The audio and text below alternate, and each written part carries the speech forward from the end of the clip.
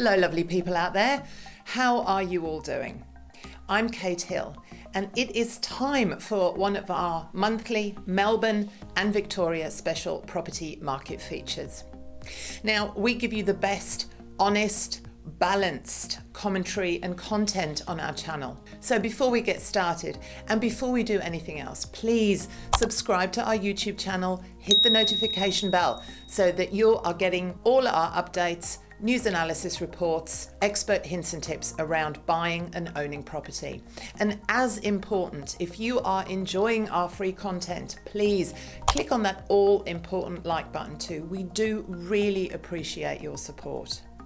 Now, some of you may have been wondering what on earth qualifies me to be standing here talking to you about property, buying, owning, and investing. Like, who the heck are you, Kate? Well, me and my team of advisors are professionals in this field. We have been in this space for a long time, and we are experts at what we do. We attend auctions, we appraise property, we buy property, we analyze property. We are out there every day, 24/7 at the property coalface. And if that hasn't convinced you, then I don't know what else to tell you. You can watch one of our videos here. It's also listed in the description below for a special personal finance feature. So I just want to recap on last time, in that when we talk about the Melbourne property market, we should always remember that this market has been one of the strongest and most consistent performers over the last 4 decades. So keep in mind that over the last 40 years, the median house price in Melbourne has increased by 7.9% per year on average. And the median unit and apartment price has increased by 7.73% per year on average. Despite what we may think, hear and read, Victoria and Melbourne property values have remained remarkably resilient in the past few months, with prices remaining largely steady despite a drop in transaction numbers. Now, this drop in numbers has been evident all over the country. It should now start to pick up as restrictions around open homes and auctions ease across the state. Real estate bodies in Victoria are rejoicing following the announcement that private inspections for purchase or leasing of residential properties can start again. The Real Estate Institute of Victoria, who have remained vocal throughout the stage 4 lockdown, regularly commenting on its impact on the market. They issued a statement saying that relaxing of these restrictions will see a slow and gradual return to real estate transactions in Melbourne. This will be an enormous relief to buyers, sellers and renters alike. Being able to inspect property in a private and safe manner will enable online auctions and private sales to return. The Real Estate Institute of Australia President Adrian Kelly has also responded to this news, saying that the easing of restrictions signalled an important step forward for Victoria's property industry, the stakeholders of which have been forced to make unprecedented sacrifices across the past few weeks. So let's move on to what's actually happening. Nationally, house prices have fallen over September, but they actually did rise everywhere except Australia's 2 bigger markets, which are Melbourne and Sydney. The only price declines recorded were for Melbourne, which was down 0.9%, and Sydney, which was down 0.3%. The median house price for the Melbourne metropolitan area dropped 3.3% in the September quarter, but remains 6.7% higher than at the same time last year.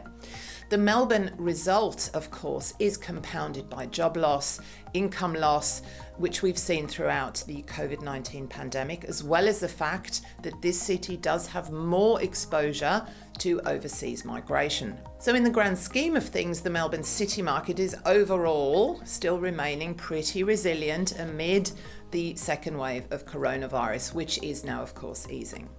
Generally, the consensus is that our very low interest rate and improving consumer sentiment environment, as well as the state being open for business, really should kickstart the real estate markets once again. And there has, in fact, been a really interesting turn in market sentiment over September.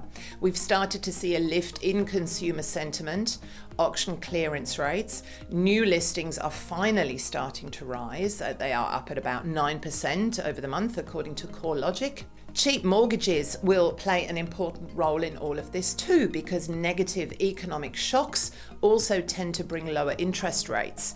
This means that people who do still have their jobs and jobs in stable industries, they might be more inclined to make that decision to purchase property, as debt is quite cheap at the moment. Now, unit rents have also dramatically underperformed house rents during the pandemic, declining 5.5% during March to September across the Melbourne market, compared to a 1% drop in house rents. So I'd like to take this opportunity to give you a buyer beware warning.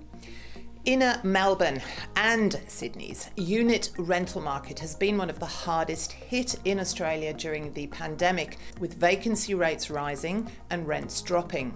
While rent levels for houses have remained fairly stable in the past quarter, down 1% as reported, city unit rents have dropped significantly. A substantial drop in foreign student numbers and the shutdown of overseas tourism during COVID-19 has led to growing numbers of landlords seeking to secure permanent tenants for properties in a lot of these inner city areas of Melbourne.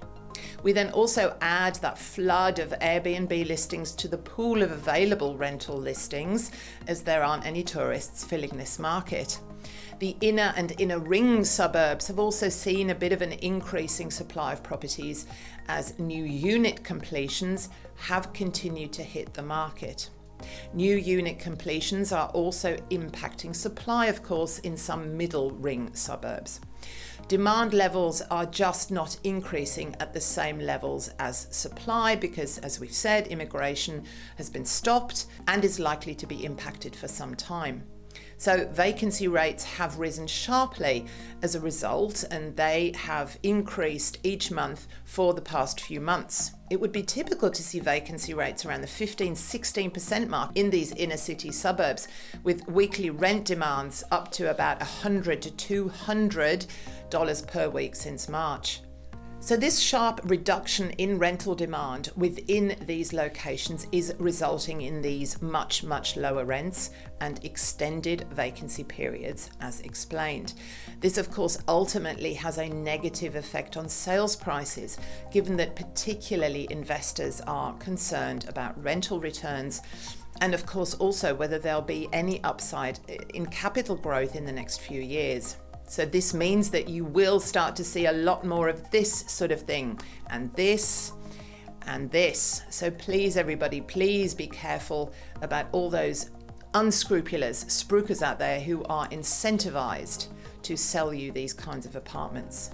When you move the stats to the more middle and outer ring suburbs where there's more demand, a less transient population and less of an oversupply, then you will see less dramatic figures, like here in Collingwood, in Footscray, for example, or St Kilda, which would have a larger population of overseas and more transient kind of a population, but is still a more established suburb and less subject to those conditions as per our buyer beware segment just now.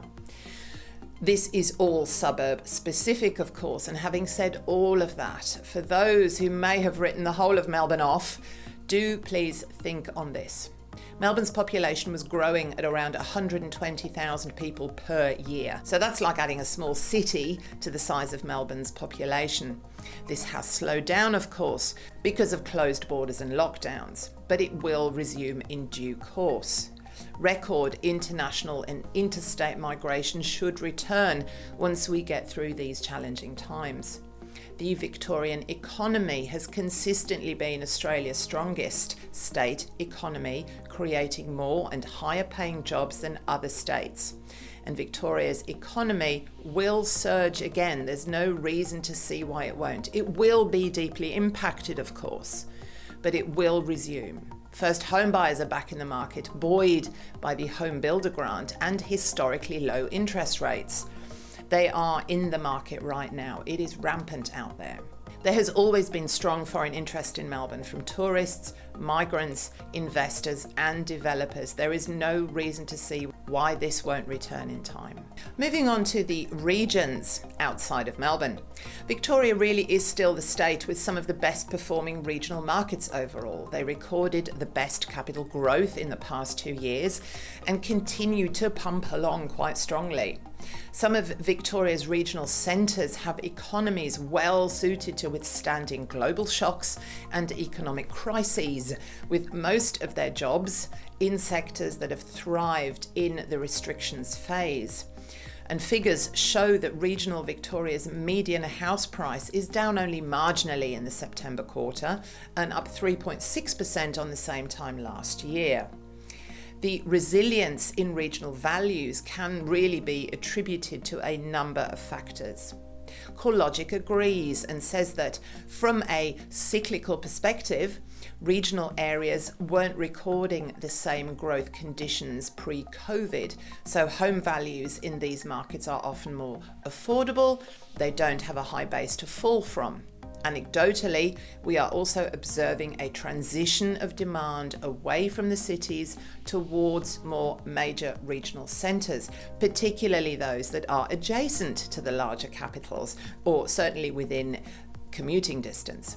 Remote working arrangements are no doubt a factor also in supporting demand in these markets. But lifestyle opportunities and a desire for lower density housing options are also playing a part. So with plenty of affordable properties on offer and low vacancy rates, which you can see here, investors can buy affordably and achieve rental yields of 5 or 6% for houses, sometimes higher, in locations with good prospects for capital growth. The affordability factor is now, of course, also attracting home buyers who are moving away, as we've said, from the bigger and expensive cities in search of better quality lifestyles without actually compromising access to good employment opportunities. That really is a complete myth. Please subscribe to our channel so that you're not missing out on all our property news updates, suburb analysis reports, and lots of hints and tips around buying and owning property. Leave us a comment and do let us know if you've got any suggestions as to content that you might like. Don't forget to please just hit that like button, and I will see you very, very soon. Bye.